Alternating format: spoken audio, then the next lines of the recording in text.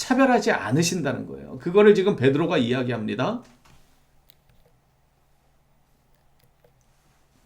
자, 그러면서 10절로 이어지는데, 그런데 지금 너희가 어찌해서 하나님을 시험하여 우리 조상과 우리도 능히 매지 못하던 멍에, 이 율법의 멍에를 이야기하는 거예요.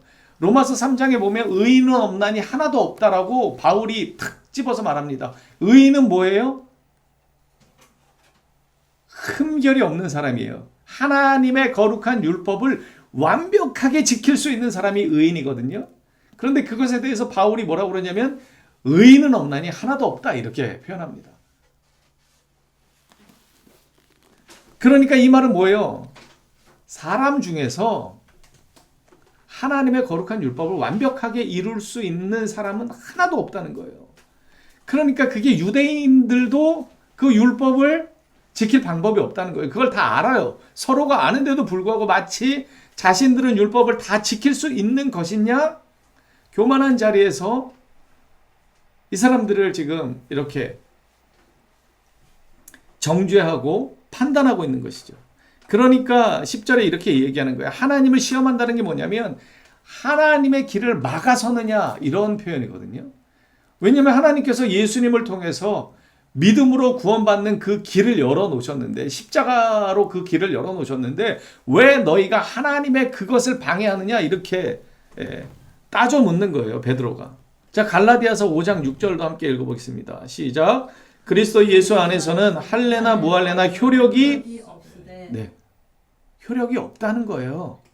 그리스도 예수 안에서는 할례나 무할례나 아무 의미가 없는 거예요. 왜요? 이거는 이제 다 지나간 거예요.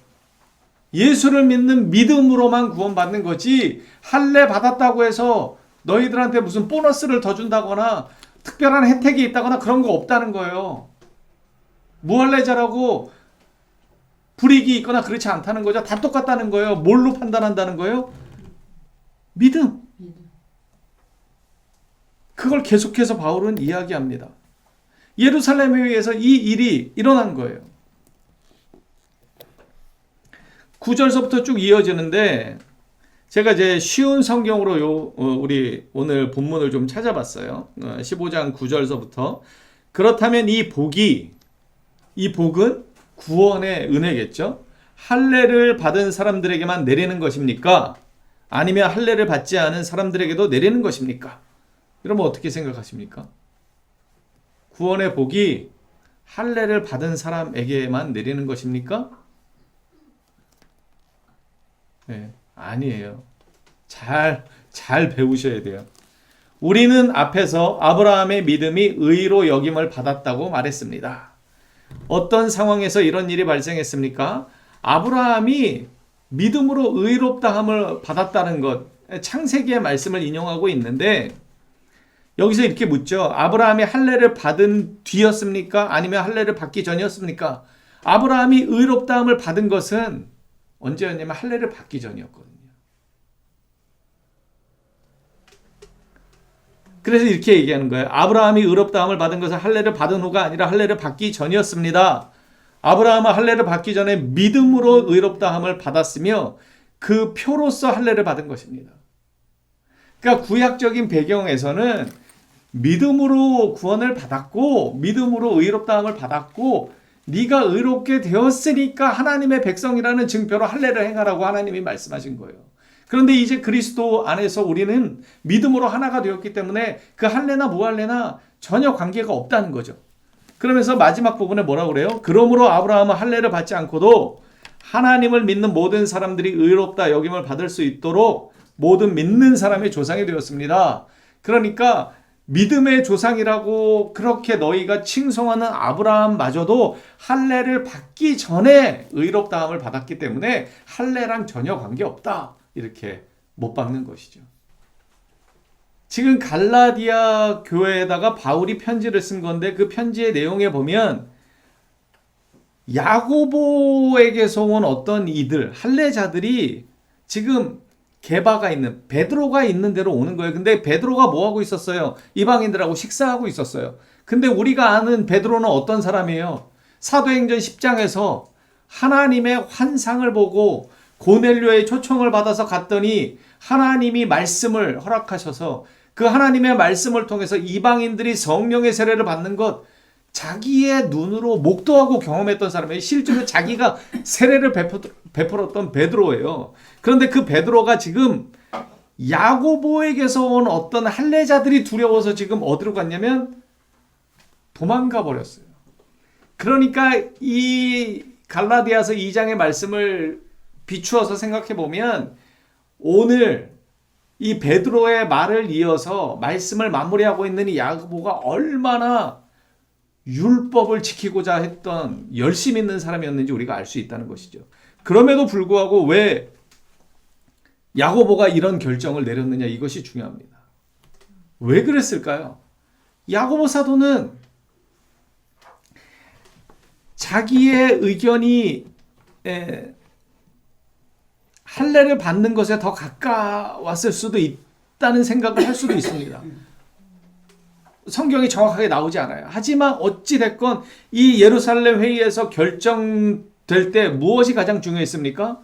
야고보든지 베드로든지 바울이든지 누구의 뜻이 가장 중요했어요? 하나님의 뜻이 가장 중요했습니다. 내가 가지고 있던 생각, 내가 가지고 있던 편견, 내가 가지고 있었던 기존의 여러 가지 그 전통과 관습과 이런 거에 절대로 매이지 않고 오직 하나님의 뜻이 어디에 있는지를 분명히 그들은 확인하는 작업을 거쳤습니다. 여러분, 얼마 전에 인천의 송도에서 로잔 대회라고 하는 그 세계 선교 대회 같은 것이 열렸습니다. 수많은 세계 교회가 참석하고 정말 유수한 그 유명한 목사들이 거기에 참석을 합니다. 근데 여기서 조금씩 이상한 모습들이 보입니다. 가난한 자와 불쌍한 자를 우리가 너무나 박해했다, 그동안. 그것에 대해서 철저하고 깊이 반성한다라는 문구가 표현되어 있습니다. 그런데 여기서 가난하고 박해받고 핍박받던 자들 중에는 동성애자들도 포함됩니다.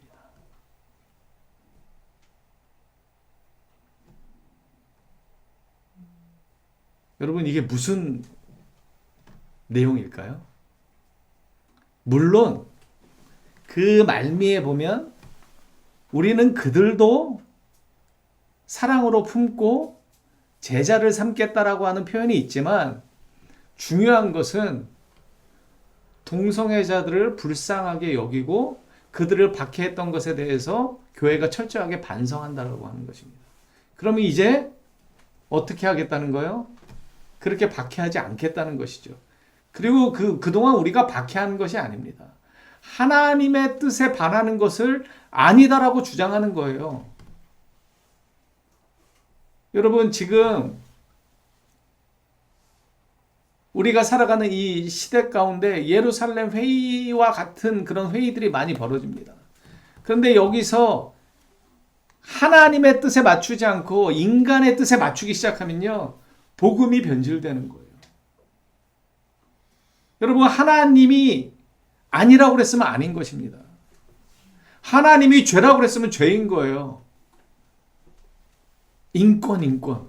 이 말도 안 되는 인권 때문에 세상이 망가지고 있고 하나님의 법이 무너지고 있습니다. 여러분, 이 예루살렘 회의에서 이들이 결정을 내릴 때 가장 중요시했던 것, 가장 핵심적이었던 것은 오직 하나님의 뜻이었습니다. 우리도 살아가면서 때로는 세상의 여러 가지 문화와 여파들이 우리를 위협할 때가 있을 거예요.